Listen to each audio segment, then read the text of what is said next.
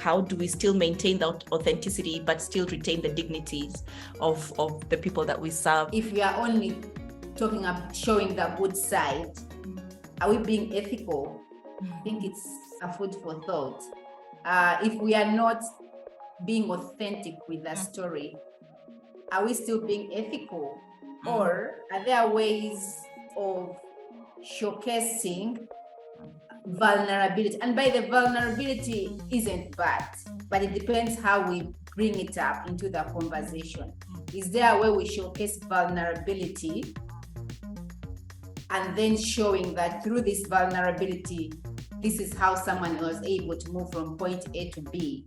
Much as I agree that the images definitely have to be images of hope and resilience. Yeah, because it's something that I've been grappling with right now, especially in Kenya. We have famine happening in Northeastern.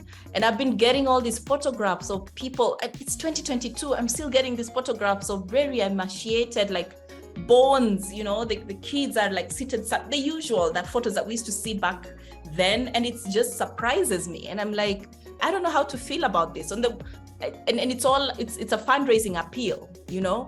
And I just wonder if that's necessary, you know? Is it necessary? Is it because we have to show people and make it so emotive for them that they, you know, do we imagine that that's going to make me go into my pocket and give you money? Instead, for me, it just put me off. I was upset with the organization.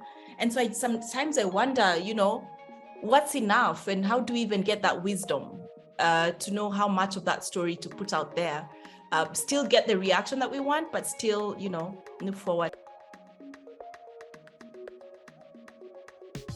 Yeah, I think for us, what we do, I usually personalize a lot of it and go think about myself personally. How would I want a story of struggle if it was me? How would I want my story to be told? Most of the times we don't tell stories that are currently affecting us. We usually tell victory stories, right?